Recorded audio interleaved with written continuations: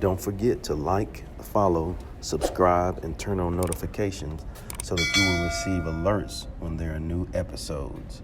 Go get it. I've been grinding for so long, I wake up and chase my goals. I go out and I go get it. How to code, that's all I know. I don't succeed, then I don't breathe. Success, what does it mean? If I conquer all my goals, then I'm living out my dream. Dig deep, go out and get it. Success Chronicles, compete until it's finished. Success Chronicles, go take care of your business. Success Chronicles, it's deeper than just winning. Success Chronicles. Hey, what's up, everybody? This is Chip Baker coming to you with another episode of the Success Chronicles. And today we're on with Dr. Chris Hobbs, a great guy. Been excited to get this interview with, we won't tell him that, but he already knows now. Been looking forward to it and truly grateful. So first, thanks so much for taking the time to interview with the Success Chronicles. Chip, I'm always excited to connect with another fellow educator. And certainly very humbled to be part of the work you're doing here with the Success Chronicles.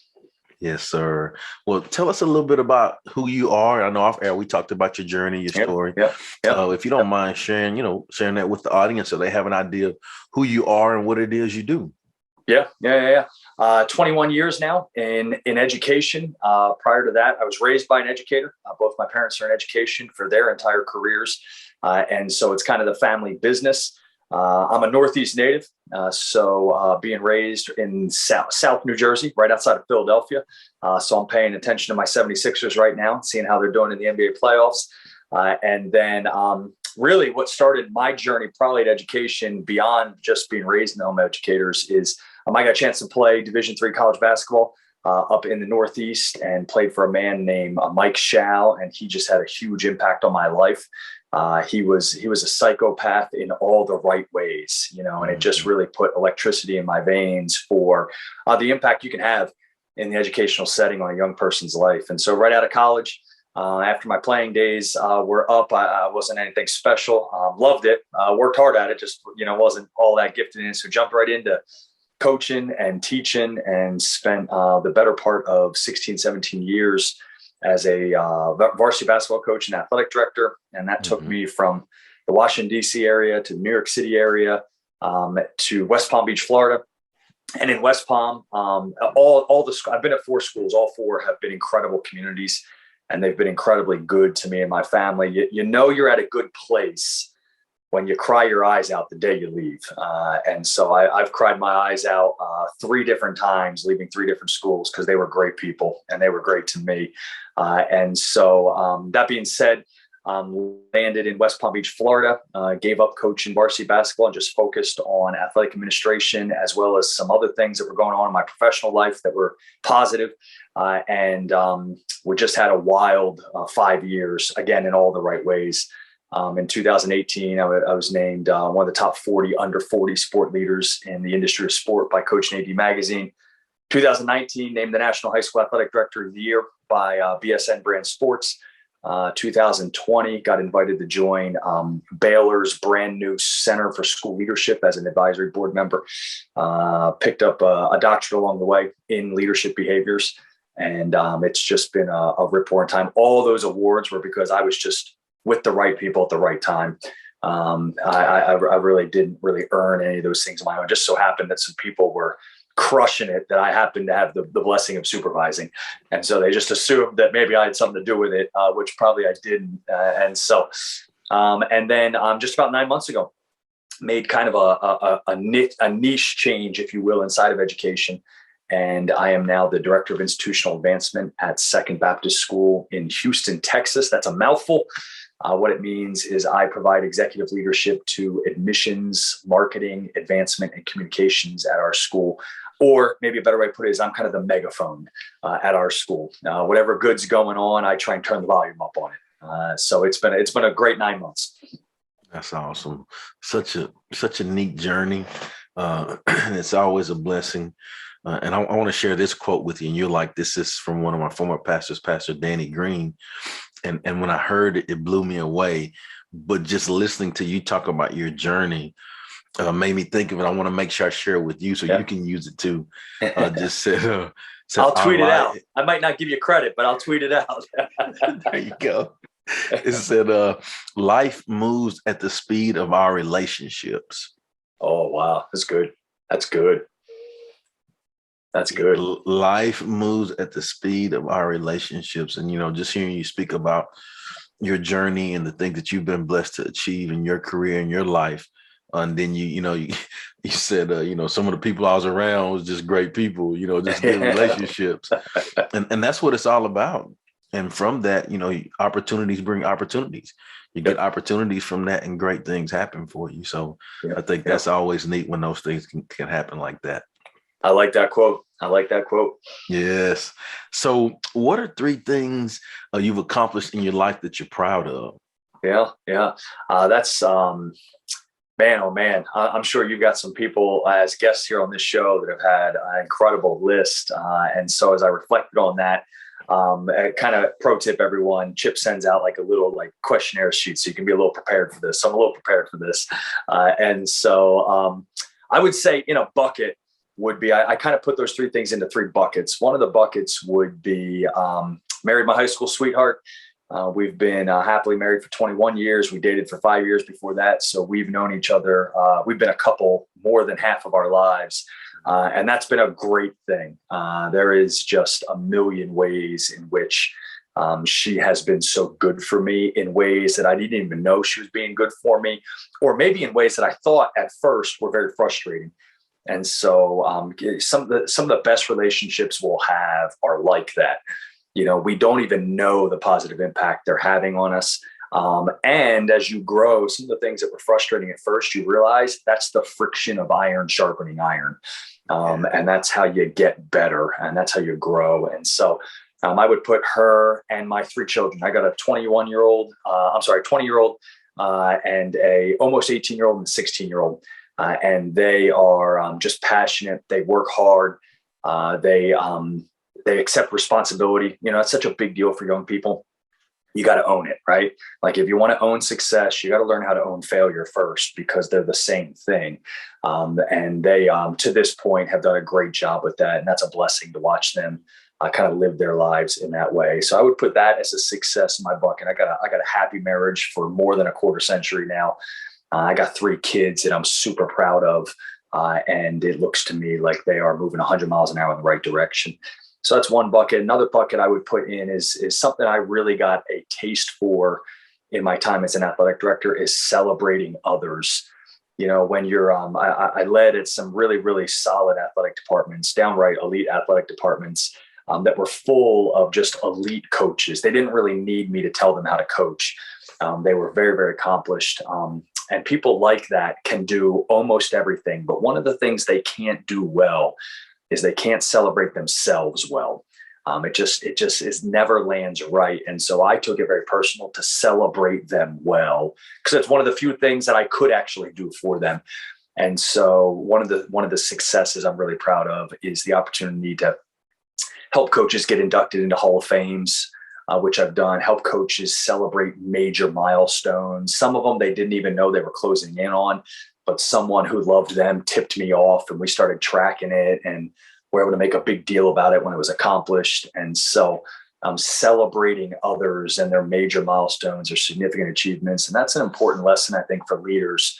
Your top performers, you probably don't need to do a lot for them, but you do need to celebrate them.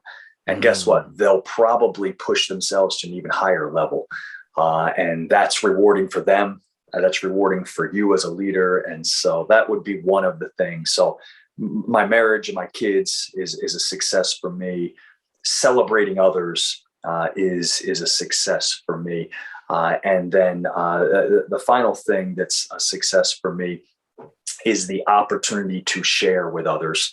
There's a million kind of like strength inventories out there, whether you're thinking about the Enneagram or Clifton Strength Finders, or Patrick Lencioni has one called Working Genius. I can't remember which one it was. We use one at Second Baptist called Berkman, which has been really insightful, but I can't remember which one it was, but one of them I ran. I'm a geek about those things. And so one of them described one of my strengths as a learner. And the outflow of being a learner is you like to share what you've learned. And so I very much enjoy sharing what I've learned. with others in a hope that they'll go out and be successful. They'll go out and be able to chase hard after whatever it is that God's made them passionate to chase after. And so that's really, really enjoyable for me. So anytime I share, another tip for leaders would be share the things that you've goofed up, share the things that you've screwed up on so that others can learn from that. That's really, really potent. That humility is attractive to people. That transparency is attractive to people when you say, hey, listen, I goofed this up. Don't do it that way. It's amazing how people will really listen closely, And so I just had a conversation like that the other day. A really hard charging elite performer called me from another part of the country and was asking for some insight. And I said, I'll tell you exactly what not to do. I said, here's the mistake I made trying to do something like that. It's like, don't do it that way, and that was a really enjoyable experience. So that would be another thing, a bucket, if you will, of success when I get to share with others so that they can go do what they love to do well. That's awesome.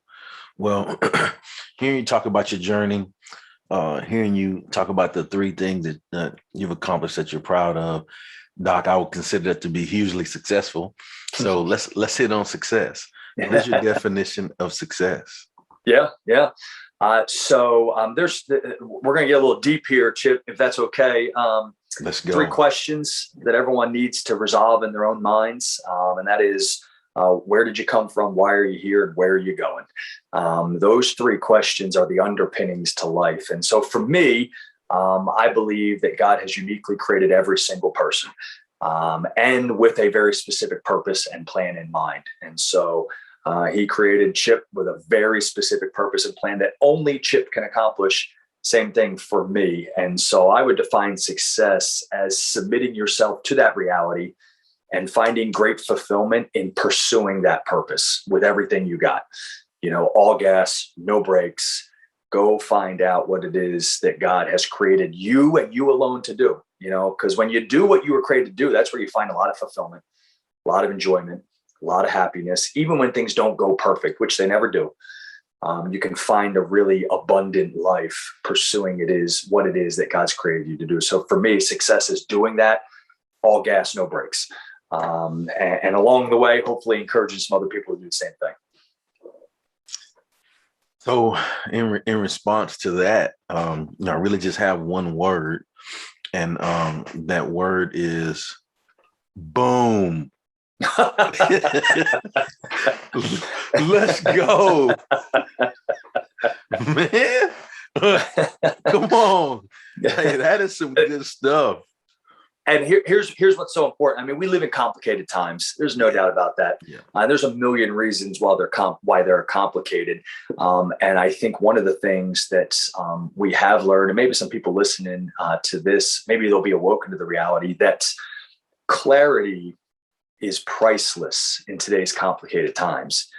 And so right now, for me, I feel like I've got great clarity on where I came from, why I'm here, and where I'm going. And that has helped me to navigate complicated times and help me, hopefully, to help others navigate some complicated times. And so I would just encourage people to really think deeply on how can you gain greater clarity. And it's amazing how the fear of complicated times begins to diminish when you have that clarity. And so I'm excited about the future. I want to be full of hope. But I think I could only have that type of hope and excitement with clarity on those things that I spoke about. So good. So good. So good. Well, you got me fired up, man. Iron Sharpens Iron got me excited. Man. Hey, you talking about tweetables, man. So much. Well, before we get off, if you don't mind sharing with the audience where they can go follow you and check you out and show you some love. Yeah. So love to connect with people on Twitter. Like I said, I'm a learner, so I like to share. And so Twitter's a great platform for that. I also love to connect. I love people. People give me energy. And so I'm on Twitter at @dr_Chris Hobbs. Seek me out there. Love to connect with you out there. I'm a big fan, Chip, of persistence, of intentional living and intentional persistence. And so I've got a blog with a kind of a weird name called Bite Down and Don't Let Go. And I share all sorts of stuff about intentional living there, intentional leadership, leading yourself through a mindset of persistence. There's just so many important things in life. Sometimes the most important things in our lives will happen only as a result of our persistence. Our just keep on keeping on. Breakthroughs happen, relationships deepen, special things happen, but those special things are only reserved for folks that just don't give in. And so I write a lot about that type of intentional living. There it is. Again, I just want to say thanks so much for taking the time to drop these nuggets, these hot nuggets on them. I truly appreciate it, and I wish you continued success. Chip, thank you for having me on, and I hope it encourages some people. And thank you for encouraging so many people over these last 6 years. Yes, sir. Well, thank you again, and thank you guys for checking out this episode. We'll see you next time. God bless. Go get it.